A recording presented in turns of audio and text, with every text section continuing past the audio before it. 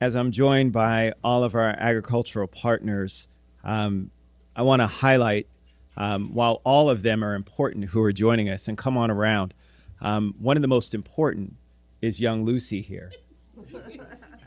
And I mean that. The reason why is because if we're serious about food sustainability, about food resilience, about making sure that we can address hunger in the United States of America, it's going to go and fall to our future generations and young people like Lucy who understand the importance of making sure that food, making sure that hunger is addressed, making sure that we can continue to have farming throughout not only this region, but across this country and across this world. We've seen in many jurisdictions across the world to where agriculture is highlighted as a key economic development driver. And I think that unfortunately in our region, we don't always give credit about the great things that happen as a result of investing in farming and what it means for individuals to ensure that we can have healthy and affordable food for individuals. You just heard UTI and talking about health. Well, part of health is nutrition. As we talk about prescriptions that now phase out from just drugs to prescription for healthy food as a part of your ability to be able to deal with some of the diseases that folks are stricken with. And we've seen that all too heightened as a part of the COVID pandemic, where we saw communities of color, communities of lower socioeconomic status, who were impacted heavily by COVID because of their pre-existing conditions like diabetes, hypertension, high blood pressure. We know that we can actually solve this. And a key way in which we can solve this is by working with our farm partners, working with our nonprofits like MANA, Capital Area Food Bank, and others who continue to take that food from our farmers and give them to the folks in our community who need it the most. We have a system here in Montgomery County that works. And as you heard from UTI, Montgomery County is very unique because we are committed. We are committed to not just allowing the fact that we have things that stand in our way, that keep us from getting to our ultimate goal of addressing some of the issues, to actually standing up and saying we're going to make a difference and make things happen that will change the paradigm. And it's not just for us, but we are setting an example for the rest of the nation as well. And so I just really want to say a heartfelt thank you to each and every one of you, because during the pandemic, each of you stood up when it came to creating the Farm to Food Bank and the initiatives that are there, Heather Bruskin and others, who all came together with our Food Council and said, how can we address the issues that were there? And a big shout out, we'll hear from Joan Kleiman later, but you know, sometimes things happen for a reason. One of my first calls was to Senator Chris Van Hollen, and Joan knows all too well. I reached out to their office about ensuring that we had food sustainability for our kids and that we needed a USDA waiver. And who more so than a powerful member of the Senate Appropriations Committee could make that happen. And we saw that shepherded through Congress just weeks after we shut down our schools and the pandemic was upon us in full height. So we do what we need to make a difference in our community. And I just really want to say again, thank you to our partners who made that happen. We save lives, and we also set a new direction, a new course for how we're addressing food insecurity and sustainability here in Montgomery County. So I did just want to say one last thing about the Agricultural Reserve, because many people don't understand how big and how committed we are here in Montgomery County. 93,000 acres. It was back in 1977 that I think folks got together and met when they were really talking about formulating the Agricultural Reserve. And I think it was in 1980 that we actually formalized it in law. And since then, there's been a zoning commitment to say that although we have valued land here in Montgomery County, we need to do our part in ensuring that we can contribute to the overall goal of promoting food sustainability and resiliency in this region and in this country. And it's interesting because we just had a tour. Thank you very much to Jeremy Chris in his office for helping to assist us with that, with Prince George's County, who now is looking to do the same thing in terms of commitment that Montgomery County has done in committing land, downzoning this, and making sure that it's there for agriculture use for future generations. we are setting the example. We are making a difference. And each of you are certainly owed a debt of gratitude for that.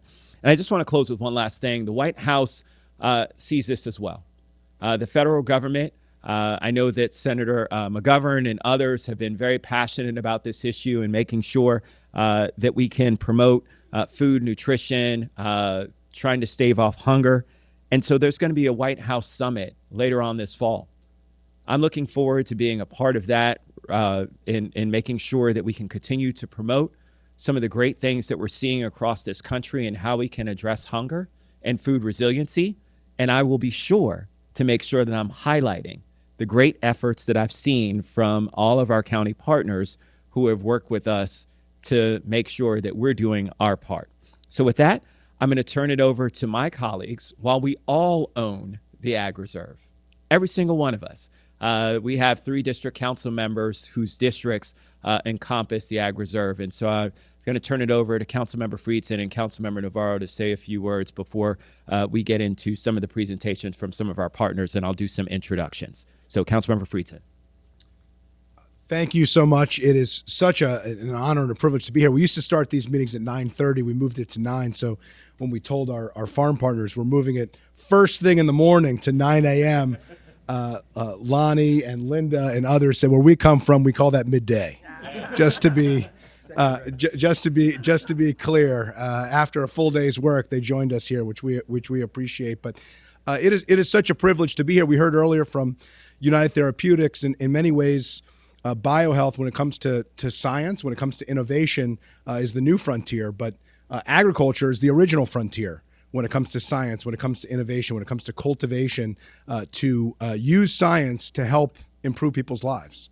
And our farmers are doing that every day. And it has come to have new meaning during the pandemic when our nonprofit partners and our farmers joined together to say, how do we address the fact that 1 in 3 Marylanders don't know where their next meal is going to come from, aren't food secure? That starts with where our food is grown. And in Montgomery County, we made, as you heard from Craig Rice, this important decision, the single most important land conservation decision anywhere in the United States of America. That seed was planted in 1964, as you heard from Craig. In 1977, it was worked through to figure out how we were actually going to make this revolutionary thing happen. And in 1980, we said 1/3 of the county's land mass is going to be preserved for agriculture.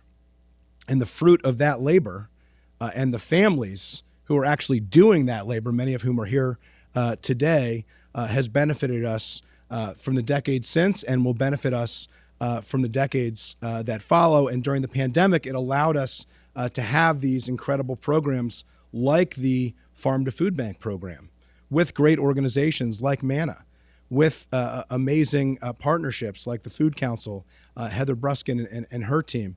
That doesn't happen by chance. It happens by choices, and it happens over a long period of time. Farming takes a long time to figure out, to make happen. You can't plant a seed and expect anything to grow anytime soon. You have to plant the seeds now for the future. We've done that from a policy perspective. Our families have done that with their decisions that they've made, investing in our county and in our community. And we just take this very seriously, and it's an honor to be able to recognize our farm families, our agricultural community. This is not just about doing good, it's also about doing well. It's an $8 billion industry in the state of Maryland, and Montgomery County plays a huge part in that. So great to be here to recognize it. And now I'd love to turn it over to my colleague, Nancy Navarro. Well, good morning, everybody. And it is so wonderful to be here in person to celebrate this day, because I do remember saying last time, through that Zoom thing, I hope next year we're in person. And here we are. So it is exciting. And it's so true. I mean, there are so many things to unpack regarding this last 2 years. And one thing that I know overwhelms me all the time with just gratitude is the fact that we live in a county that has such a strong ecosystem of just community love, neighborly love, We have all these assets. I mean, my goodness, talking about United Therapeutics earlier, they play their role. Talking about our farmers, when we reflect on what was done so many decades ago, Royce Hansen, I know was the first thing that he did was to meet with me when I first joined the county council to explain why this was so important. I have to say that, if anything, these last 2 years came to teach us many lessons that I think for a long time we had been learning in incremental ways, except that these 2 years just accelerated everything. And some say it by a factor of 5 years or so, all of the things and all the changes that we experience. I know for me personally, as a mom going to the grocery store for the very first time after the emergency was declared nationally and seeing the empty shelves just really, truly made an impression, because then I had to think about what this was going to mean as the weeks went on and what it meant for our low-income communities. But soon we realized that it wasn't just our low-income communities. We had families who were middle class who were lining up and are still lining up because of food insecurity. And to connect those dots around the fact that we have this extraordinary asset here in Montgomery County, we have such dedicated farmers that we saw with our own 2 eyes what can actually occur. It's no longer an if, a hypothetical. Really, I think, calls all of us to accelerate and to be innovative in how we leverage this extraordinary resource. I mean, think about that. 1/3 of our county's land. It's amazing. And since this will be my last sort of official proclamation here as a council member, what I just want to say is that, for those who will be so lucky, so, fortunate, it is such an honor, to occupy these seats. That is that responsibility going forward, is how do we leverage everything that we have here in the county to make it a permanent part of how we respond to many of these challenges. Our agricultural reserve, our farmers are absolutely in the epicenter of that need. So thank you all. Thank you, to everyone who has worked in the space of food insecurity. And maybe we go forward with some exciting, out of the box, innovative ways to address what now has definitely become a permanent normal here today. So congratulations. Thank you so much. And I am so glad that we are absolutely here in person in 3D to see each other once again. Thank you. Well, thank you very much, Councilmember Navarro. I'm actually going to take the microphone and just go around, have everybody introduce themselves, and then I'll turn to you, Mr. Sissel, to give some remarks, and then we'll go from there. So we'll start at the end. So thank you, everybody, today. So I'm Mike Shuffle. I work in the Office of Agriculture. I work with these wonderful farmers. Yeah, thank you, everybody. I'm Lorian McCauley, farmer and owner of Fresh Mama Farms in Montgomery County and Dickerson, and sustainability and ag consultant for Montgomery County Food Council. So I get to work with Heather every day. So I'm that blessed, and all these other fine folks. Good morning. I'm Jackie DiCarlo, and I'm pleased to be able to represent Manna Food Center. Hi, I'm Linda Lewis, and this is Lucy. She's our 6th generation at Lewis Orchards in Dickerson. Good morning, everyone. I'm Jeremy Chris. I'm the director of the Office of Agriculture, and it's my privilege to be able to work with the agricultural community in Montgomery County. Bob Sissel, lifetime resident of Montgomery County, director of Montgomery Agricultural Producers. And it's also my honor to have grown up on a farm and worked with these farmers. Good morning, everyone. I'm Heather Brusk, and I have the proud honor of being a member of the Montgomery County Food Council team. Good morning. I'm Lonnie Luther, president of Montgomery County Farm Bureau. We have about 300 family members in our organization, and our goal this year is to increase it by another 52 families.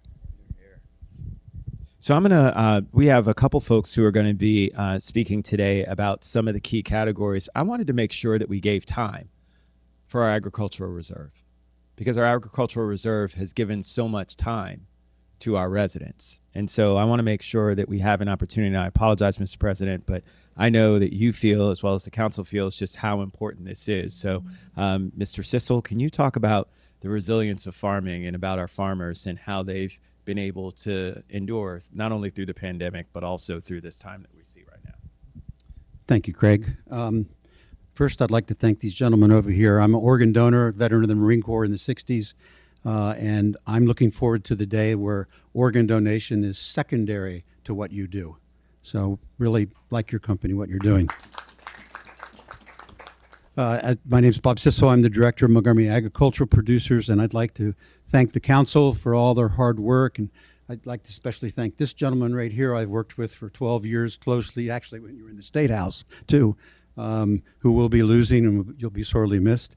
Andrew, who's been our District 1 guy, which is a big part of the Ag Reserve, and all these folks back here that have supported agriculture over the years. I know I only have a minute. It takes me a minute to talk to my cat in the morning. But the agriculture is in a good place today. It's in a good place today because we've learned a lot during the pandemic. We've learned about food resiliency and how we can support it, how we can up our production to feed the people that need to be fed in this county, good quality, well-produced food. But the future is depending on things that are out of our control, like always, the weather. We can't do anything about the weather. We can't do anything about market prices. Farmers are price takers, not price makers. So we live in a global economy when it comes to commodity prices. I do, and these wonderful people from ANA and the Food Council are just pleasures to work with. And I think we've shown over the past 2 years of the pandemic what we can accomplish as a group to make sure that people don't go hungry in this county. There's no reason for them to go hungry in this county. We can up our production. We can work closely with them. So last but not least, our cost of doing business, as with all of you, has gone up dramatically in the past 18 months. Fuel prices, our crop protection products, everything has gone up dramatically. And we are a very short margin of profit business. So we need the council's support when it comes to legislation and regulation to not over-regulate us, but to give us legislation that supports us and helps us to continue to do what we set aside 42 years ago to do in the Ag Reserve, and that's to produce quality products in the state of Maryland and in Montgomery County. And that's about. Thank you. Yep. Now we're going to hear from Lonnie Luther, who's with the Montgomery County Farm Bureau, and he's going to talk about our ongoing opportunities and future opportunities when it comes to farming. Thank you, Craig, and thank council members. It's a pleasure to be with you today. We have our challenges facing us this year, not just due to the COVID, but partly to that. But our cost of production this year is a real challenge for farmers, and the availability of the supplies, fertilizer and chemicals, is another challenge. So, for example, our fuel costs this year are going to be just about 2x what they were last year. So if your cost was $25,000 last year, it might be $50,000 this year. That's a big increase. The same with fertilizer. Some of our costs are 200 to 300% more for nitrogen in particular, and that's and so we are going to do something. I wish I could tell you that we will reduce food costs, but there's no way in reality that we can make that happen as farmers. So expect higher prices. That's just the bad news of it all. But the good news is that there will be food. We will do our best to juggle the act and get what we can out of the ground. And we take good care of our soil. That's the first step in producing any crop. So we're working on it. We will juggle things around and we will make it work. Thank you, Craig. Thank you very much. We're going to now turn to Jeremy Chris, our director of our Office of Agriculture, to talk about the importance of the Ag Reserve. Good morning, everyone. I'd like to first say that the United Therapeutics proclamation and speakers were inspirational. And the same thing I feel towards the agricultural community as they inspire me to come to work every day and to try to help them. And I'm so thankful to be here in the chambers, the council chambers, and it's really exciting. I want to thank the council for this proclamation and this opportunity to recognize our farmers. And in closing, I just wanted to say that the pandemic has created an opportunity for me to even be more inspired by what the farmers can do and what they are continuing to do, and to form partnerships with the Montgomery County Food Council and the Manna Food Center and the Greater Washington Community Foundation has been inspirational. And with the 35 farmers that we've got signed up for the past 3 growing seasons to grow food for people in need, that's been something that has been really moving, and it's worked. And I don't know if, for those of you that may not know, to get 35 farmers to agree on something, that's a challenge, but that's exactly what we've been able to do through great partners like Heather Bruskin and Jackie DiCarlo and Jenna Emmerich. Thank you, everyone.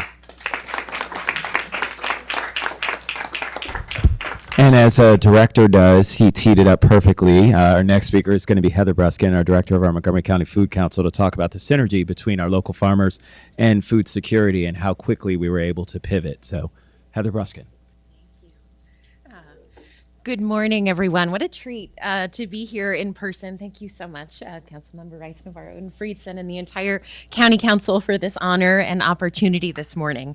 The Food Council joins in our celebration of the county's Farm to Food Bank partnership. It's between nonprofits, governments, philanthropy, and businesses as a shining example of systems-based strategies to build economic opportunity for our local small businesses, while we also increase equitable access to nutritious, culturally diverse foods across our community. The pandemic has highlighted many long-standing challenges in our local food system, including how tens of thousands of our households across the county live at the brink of food insecurity, and how we're incredibly reliant on food that's sourced from around the world and faraway places to feed our entire population. We all know now that these global supply chains that we're so reliant on are increasingly vulnerable to climate threats and to political impacts. Our Farm to Food Bank initiative not only has immediate impact by increasing access to fresh fruits and vegetables and meats to families with low incomes through our robust network of food assistance providers, but it critically enables us to invest in the infrastructure of processing, production, and distribution of our local farms so they can grow more food right here in our county, they can create more jobs, and make our community more resilient and better prepared for the future.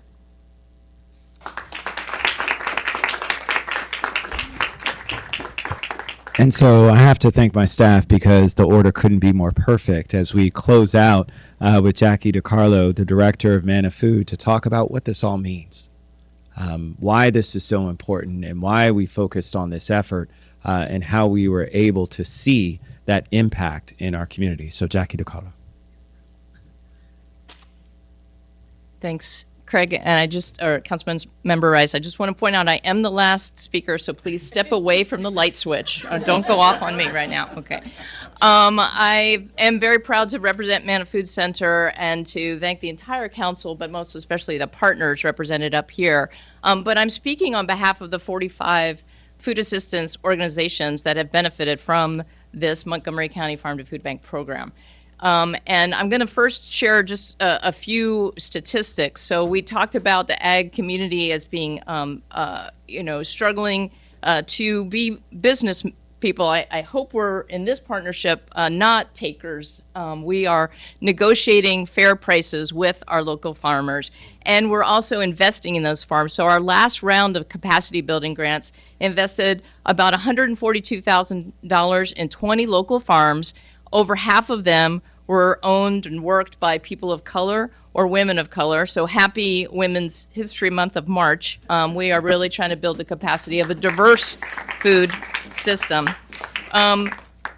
Of the 120,000 pounds that we have bought, everything from oats to goats, we are able to get them to people who are struggling, as someone said, to make sure that they have enough food on their table.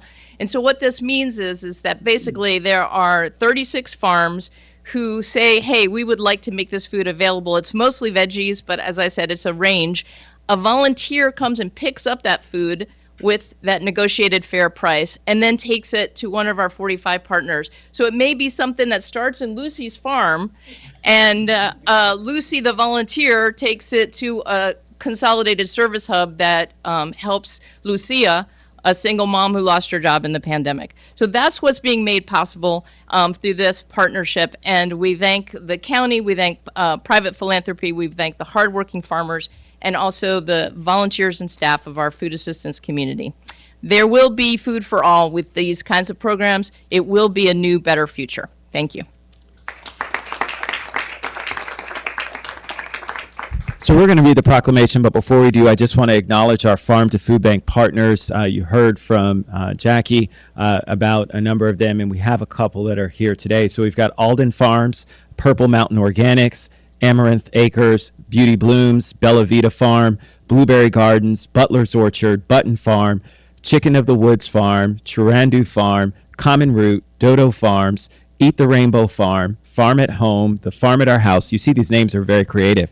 Farm at Home, the Farm at Our House, Fresh Mama Farms, Heinz Garden, Homestead Farm, Coiner Farm, Lewis Orchard, yay Lucy, Metro Microgreens, 1 Acre Farm, Passion to Seed Gardening, Peas and Peace, Plow and Stars, Red Wiggler Community Farm, Roslyn Farms, Sandy Spring Gardens, Savage Acres Farm Incorporated, Serenity Orchards, Somerset Produce, and Tanglewood Sheep and Goat Farm. Bet you didn't know we had one of those. So, if my colleagues could join me, we're going to go ahead and read the proclamation together.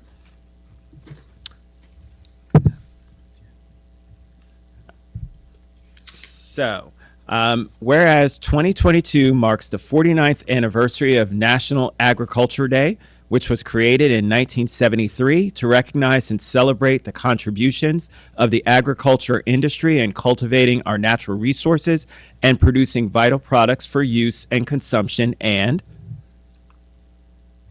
whereas the ongoing COVID-19 pandemic has further intensified the challenges faced by the agricultural community, yet our farmers have displayed exemplary resilience and continue to provide fresh foods while advancing sustainable land use. And whereas the National Agricultural Day spotlights the immense value of the agricultural reserve in Montgomery County and the hardworking professionals who support the reserve's more than 550 farms, 350 horticultural enterprises, and thriving equine industry, as their efforts have resulted in one of the most successful land conservation endeavors in the country. And whereas our participating farms have made possible the Montgomery County Farm to Food Bank program, which is a government and community partnership that provides nutritious and diverse local produce to food assistance programs and serves as a major component in combating the 50% growth in food insecurity since the onset of the pandemic. And whereas Montgomery County has become a leader in agricultural conservation and output because of the agricultural reserve's protected water sources and green spaces, allowing the land to sustain farm-to-table crops as well as cultural and recreational resources. And the diverse range of enterprises in the agricultural reserve contribute more than $42 million annually in crop sales and $6.5 million in livestock sales to the economy, employ more than 10,000 residents, and provide valuable services to the community. So now, therefore, be it resolved that the County Council of Montgomery County, Maryland hereby recognizes March 22nd, 2022 as National Agriculture Day.